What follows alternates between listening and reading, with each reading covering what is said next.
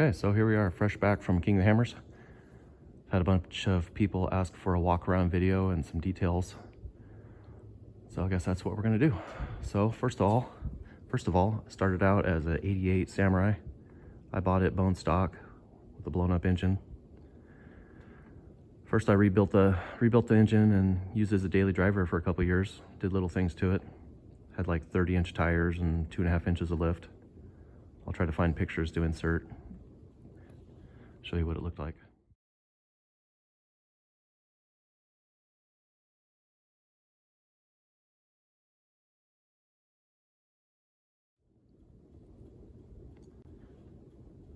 So there's actually still a considerable amount of Samurai to it. The tub's been removed, but it still has a lot of notching and cutting and stuff, but basically full frame rails. Front to rear. I did pie cut the frame a little bit forward of this area to make the frame rails run parallel instead of being tapered wider to the rear, so I had room for the shocks. I had to make space here. So yeah, still got full frame rails. 1.3 liter Samurai 5-speed, Samurai transfer case.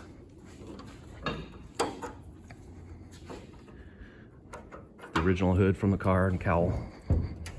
1.3.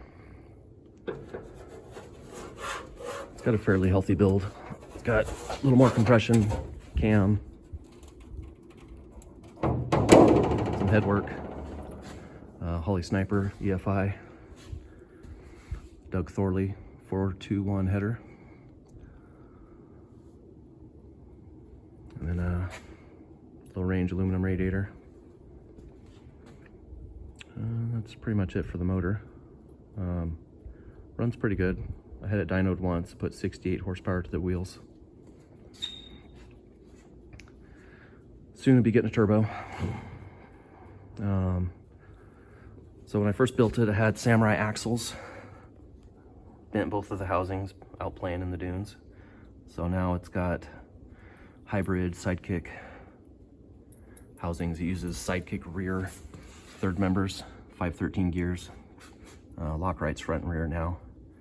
2.5 inch 188 wall, DOM tubing tubes, and then it's got all kinds of gusseting and backbones and knuckleball gussets and all the normal stuff. Kind of hard to see. I did build my own knuckles in order to get the steering to work out with the track bar. I basically needed more length in the steering arms to get the track bar to fit between the axle and the tie rod.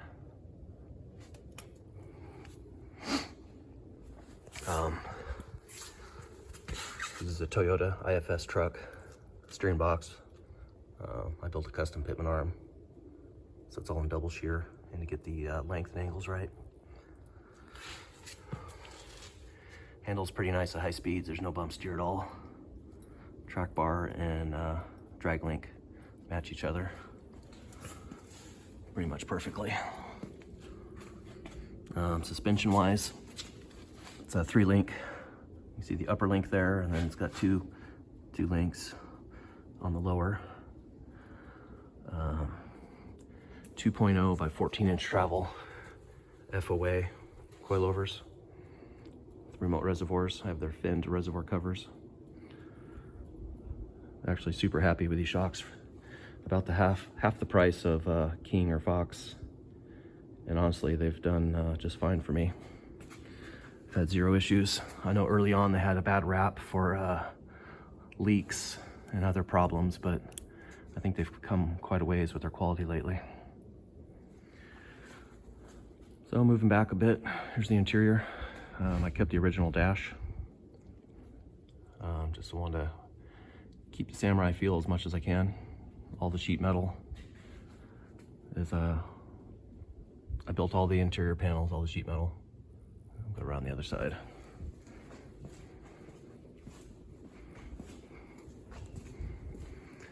Kind of got a similar shape to the Samurai tub, but it's all new. It's all aluminum, 050 thickness. Got Siamese twin stick for the transfer case, 489 gears. Used the original Samurai pedals. I had to shorten them. The body's been kind of like channeled, like they do in the hot rod world, where I brought the top of the cab down to the frame as much as I could to bring the center of gravity down, try to kind of shorten the whole thing up. So basically squeezed the frame and the roof together as much as possible.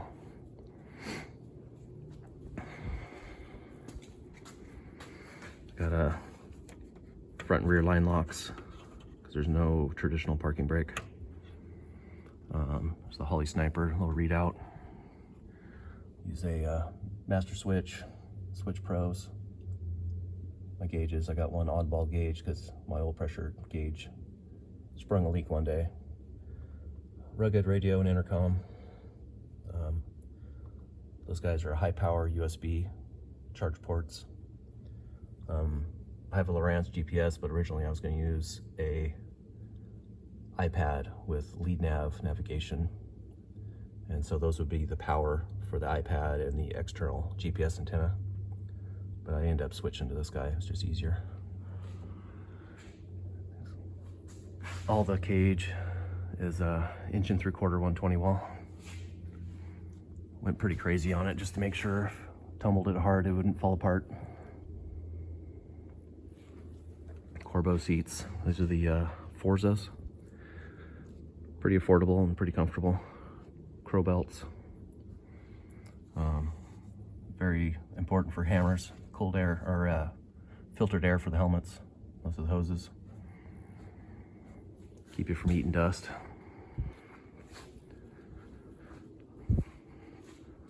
So it's got a 22-gallon fuel cell.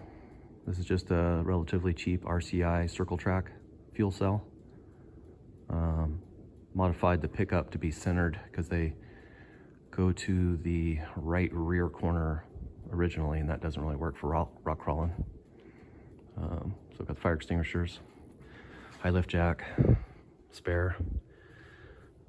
Just to be safe, I have a whole complete hub and snout mounted in the spare. So it's got a Speedway 1-inch sway bar, real long arms, and then the same style 2.0 by 14 FOA coilover shocks in the back. The reservoir's mounted up on the cage. And it's got the same hybrid sidekick housing. Trail Tough actually built this one. Just the bare housing. I did all the tabs and gussets and truss and 3-link mounts. Heavy duty 1310 drive lines, front and rear, 188 wall tubing.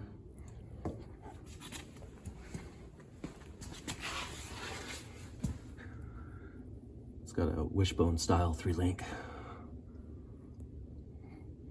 limit straps, backbone brace, quite a bit of armor on the diffs there,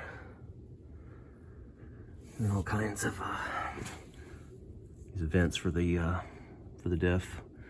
For the Ultra4 Racing, everything has to be vented to where you don't lose fluid in a rollover. So it's got pretty substantial vent lines all over the place.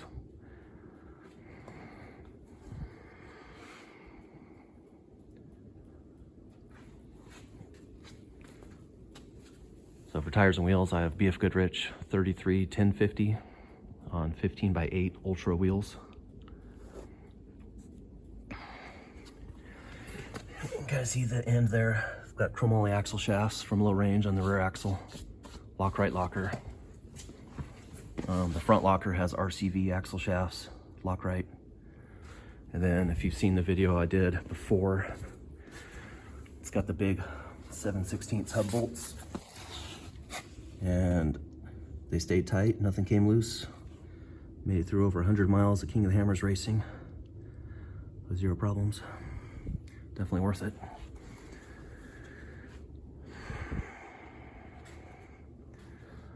Lighting right now definitely needs more. I got a couple Pro Comp pods up here on the cowl. And then some hella 7-inch driving lights for my headlights. They're okay, but I think I need at least 2 more pods up front. It's got a Warn VR 8,000 pound winch. 1 factor 55's cool little hooks. They actually hooked me up down there at the race with that hook. Let's see what else. This is kind of a mess, but that's power steering cooler. Not the best design. I'm going to switch that out to a more traditional radiator style one.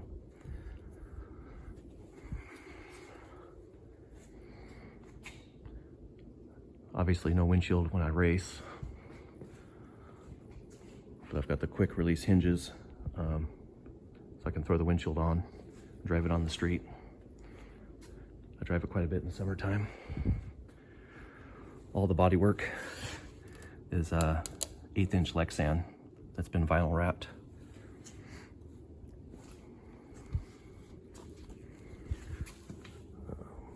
Underneath I have 3/4 inch UHMW skids on in the rockers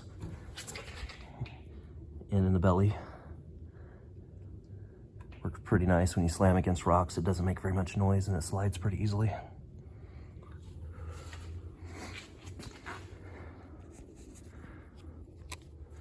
So this side of the car looks pretty nice after the race. Didn't really take any damage. But the driver's side backed into something hard here. Caved in this tube a little bit. And then coming down Resolution up above back door, we flipped it on its side. Kind of caved in this door tube a little bit. Put a big dent in it, so it's got to get cut out and replaced.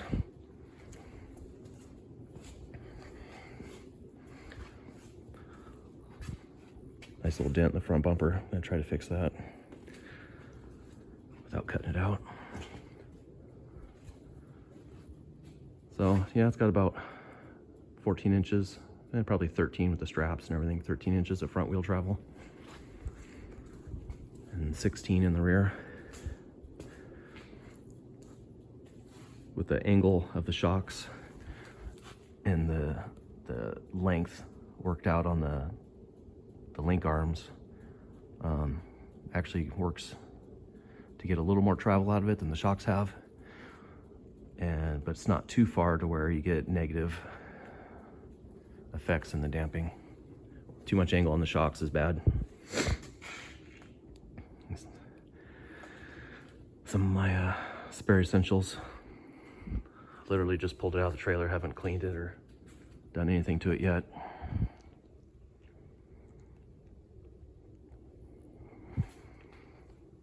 It's got a kind of similar looking to stock, little cheapo eBay taillights on it. Turn signals and everything works still.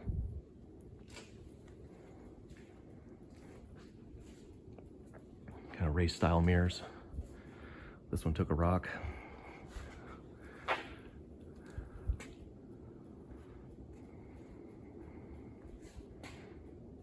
If you guys have any other questions, hit me up. Can't really think of anything else off the top of my head.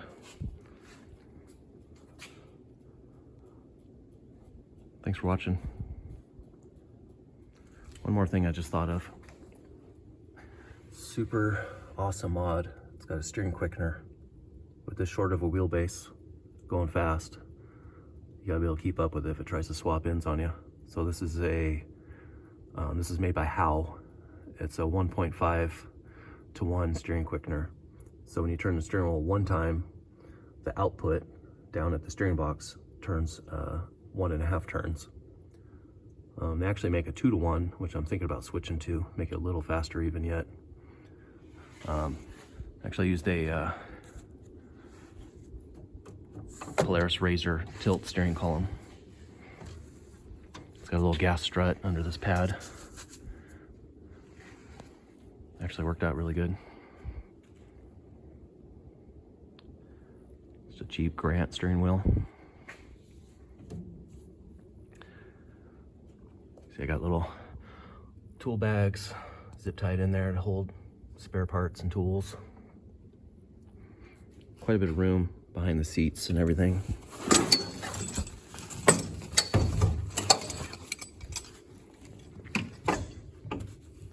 keep axle shaft zip tied in here for the rear. And you know, toe straps and everything fit under the seats. The window nets. And if you're in the market for window nets, this is one of my big sponsors. They've helped me out a lot. Great company, really good quality and customer service. Local mom and pop shop. Always like to support the small companies. So there it is. Gonna get cleaned up, ready for the next trip.